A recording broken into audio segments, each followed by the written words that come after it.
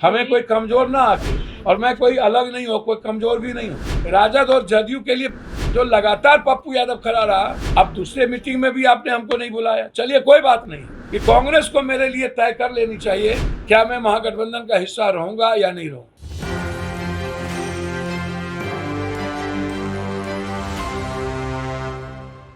विपक्षी एकता को मजबूत करने के लिए और 2024 में लोकसभा चुनाव में विपक्ष किस तरह से सत्ता में आए, इसको लेकर बेंगलुरु में 26 दलों की एक बैठक हो रही है। लेकिन कई ऐसी पार्टियां हैं जिन्हें इस बैठक में नहीं बुलाया गया है। इसी में से एक जन अधिकार पार्टी है, उसे भी इस बैठक में नहीं बुलाया गया है। जन अधिकार पार्टी के सुप्रीमो पप्पू यादव ने इस पर नाराज़गी जाहिर की। उन्होंने साफ तौर पर कहा है कि यदि अगस्त तक कांग्रेस पर उन्होंने छोड़ा है कि यदि अगस्त तक कांग्रेस या फिर और भी अन्य दल महागठबंधन के साथ साथ विपक्षी एकता में शामिल होने के लिए उन्हें आमंत्रित नहीं करते हैं तो सीमांचल के लगभग 3 से 5 सीटों पर वो अकेले चुनाव लड़ेंगे। आज प्रेस वार्ता में उन्होंने और भी कुछ कहा है, आइए सुनते हैं। कुकर्म और कुकृत्य के खिलाफ, उसके तरीके के खिलाफ, जो कंप्लीट डेमोक्रेसी और आर्थिक आज़ादी के सवाल पर, इंडियन संविधान के सवाल पर और इतिहास के सवाल पर लगातार सबसे ज़्यादा बात रखता हो, बिना जाति धर्म के मजहब के।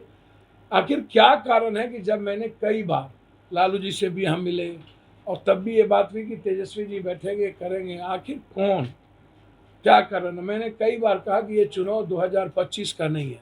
यदि किन्हीं के मन में यह सवाल है कि 2025 के चुनाव को देखते हुए मैं कोई राजनीति करूं, तो आज जब कांग्रेस ने बड़ा दिल दिखाया है 2000 अपने, चाहे ममता दीदी इतना ज़्यादा परेशान होने के बावजूद कांग्रेसी लोकल इकाई क्या नहीं कहा, तब ममता दीदी साथ में है।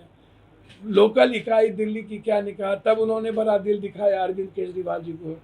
लगातार कांग्रेस राहुल गांधी जी ने जिस तरीके से बड़प्पन और दिल दिखाया, क्या हम बिहार में उस बड़प्पन के साथ खड़े नहीं हो सकते? क्या दिल नहीं दिखा सकते?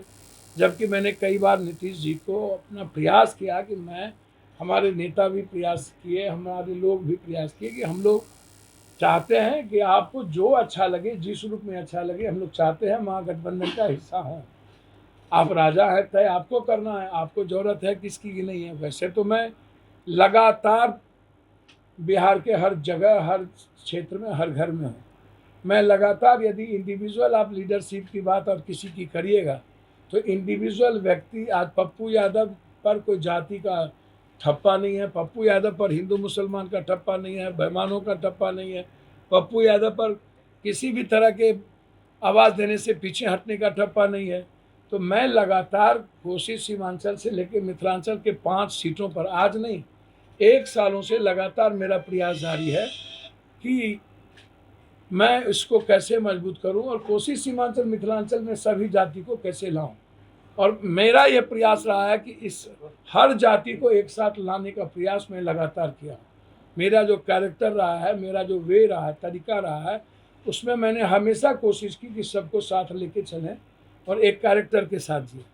और फिर मैंने कभी दलगत चीज़ों को भी नहीं देखा, सबके लिए मैं खड़ा रहा और मददगार रहा। ऐसे समय में कोशिश सीमांचल हमेशा, वहाँ की जनता चाहती है कि पप्पू यादव हिस्सा महागठबंधन का हो, और इसीलिए मैंने कभी इस मामले से अलग नहीं हुआ। मैं हमेशा, हमारी कोशिश रही कि मैं महागठबंधन का हिस्सा बनूं। आखिर क्या दिक्कत है राजद या जदयू के किसी व्यक्ति को, ये मैं नहीं बता सकता हूँ।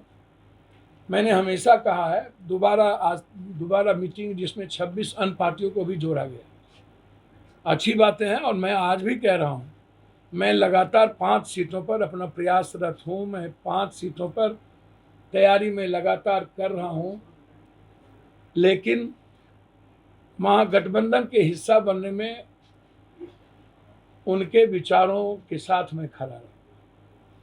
मेरी ताकत रही या नहीं रही, 1% की मेरी ताकत है या 2% की है। मैं कई बार कह चुका हूं कि तीसरी जो फ्रंट है, वो जब कभी चुनाव आता है, तब जब तीसरा फ्रंट बनने की बात आती है तो वह लोगों के बीच विश्वसनीयता खड़ा नहीं कर पाती है।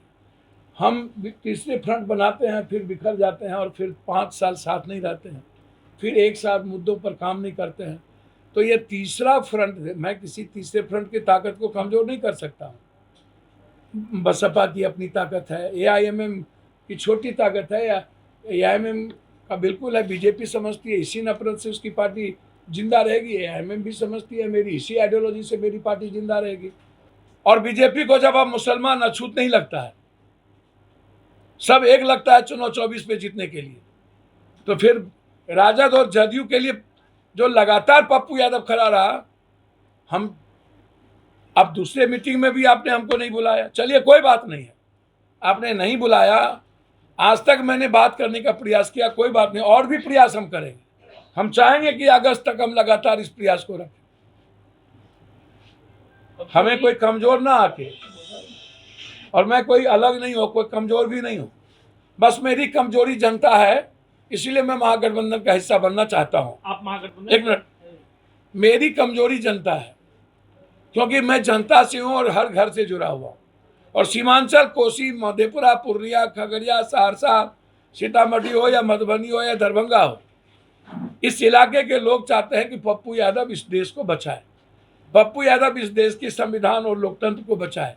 पप्पू यादव की भूमिका सबसे महत्वपूर्ण होगी। और एक तरफ महागठबंधन में कांग्रेस की बात नहीं कर रहा हूं, मैं हमेशा कांग्रेस के साथ रहा हूं, लेकिन मैं यह जरूर आज कहूंगा कि कांग्रेस को मेरे लिए तय कर लेनी चाहिए क्या मैं महागठबंधन का हिस्सा रहूंगा या नहीं रहूंगा। और इसके लिए मैं अगस्त तक बहुत क्लियर हूं कि मैं अगस्त तक अपने कामों को मैं करते जा रहा हूं और इंतजार करूंगा। अगस्त के बाद मैं स्वतंत्र हो जाऊंगा कि जनता के बीच मैं जाऊंगा और कहूंगा मैंने प्रयास किए और उन्होंने लगातार हमारे प्रयास को तवज्जो नहीं दी, तब मैं जनता के बीच जाऊंगा, और जनता जो तय कर देगी या पार्टी अकेले, मैं फिर कह रहा हूं कि तीसरा गठबंधन रिलायबल नहीं हो पाता है। बहुत सारे गठबंधन है, साथ लड़ा जा सकता है, लेकिन रिलायबल नहीं होता है। और कई बार हमने प्रयोग किया है, और सिर्फ चुनाव जीतने के लिए ऐसी चीज नहीं की जा सकती। इसीलिए मैं अकेला लड़ना उम्मीद करूंगा कि यदि इस तरह की गठबंधन पप्पू यादव के साथ ना हो, तो हमारी कोशिश होगी मिनिमम 3 से 5 सीटों पर चुनाव लड़ने की। यदि गठबंधन ने इस बात को महसूस नहीं किया, निश्चित रूप से जनता से पूछकर मेरी व्यक्तिगत और पार्टी की मानना है कि हमें 3 से 5 सीटों पर यदि अकेला हमें लड़ना पड़े तो हमें जनता के बीच जानी चाहिए कि हम आपके साथ खड़े रहे हैं, और आज भी साथ खड़े हैं। तय आपको करना है, किसी गठबंधन को नहीं। लेकिन देश का सवाल है, स्टेट का सवाल नहीं है। जो लोग 2025 को लेकर के बाहर लगातार अपनी नजरिया देख रहे हो और मन में उसको हो कि 2025 में 24 में पप्पू यादव का सर्वाइव हुआ तो 2025 क्या होगा, आज 2025 का मुद्दा नहीं है। सारे लोगों ने दिल्ली का मुद्दा छोड़ दिया, सारे लोगों ने बंगाल का मुद्दा छोड़ दिया, फिर बिहार 2025 को भूलकर 2024 में हर छोटी पार्टियां या जिस व्यक्ति की जिस एक सीट पर भी ताकत है वहां उसके साथ खड़ी होनी चाहिए। मैं ऐसा मानता हूं। बस मैं आपको बहुत क्लियर कह दूं कि कांग्रेस को ही तय करना है, और मैं कांग्रेस को लेकर इंतजार में हूं। मैंने लगातार प्रयास नीतीश जी से और लालू यादव जी से, तेजस्वी जी से किया है। उस प्रयास में बहुत सार्थक अभी तक कोई भूमिका हमें देखने को नहीं मिली, और 2 बार मीटिंग होने के बाद मुझे यह कहना पड़ा कि जनता के कारण मैं महागठबंधन के साथ खड़ा रहना चाहता हूं। जो मेरी आइडियोलॉजी है, उस आइडियोलॉजी के कारण महागठबंधन के साथ खड़ा रहना चाहता हूं। मेरी ताकत 2 या 3 सीट की है, हो सकता है कल आइडियोलॉजी के चलते हमें एक महागठबंधन हमारी उस तवज्जो को ना दे, उसके बावजूद भी मैं हर चीज स्वीकार करूंगा। लेकिन आप तय तो करिए कि हम रहेंगे या नहीं रहेंगे। आप लगातार तय नहीं कर पा रहे, तो इसीलिए अभी आप जाप सुप्रीमो पप्पू यादव को सुन रहे थे, किस तरह से विपक्षी एकता की बैठक में उन्हें नहीं बुलाए जाने पर अपनी जो पीड़ा है या फिर अपनी जो संवेदना है उन्होंने प्रेस के सामने रखा और उन्होंने साफ तौर पर कहा है कि यदि अगस्त तक उन्हें विपक्षी एकता में शामिल नहीं किया जाता है तो सीमांचल की लगभग 3 से 5 सीटों पर वो अकेले चुनाव लड़ने का दम रखते हैं और चुनाव भी जीतने का भी उन्होंने दावा किया है। तो इसी तरह तमाम अपडेट्स के लिए देखते रहें एक न्यूज़ 24। कैमरामैन विष्णु के साथ मैं विपुल, पटना।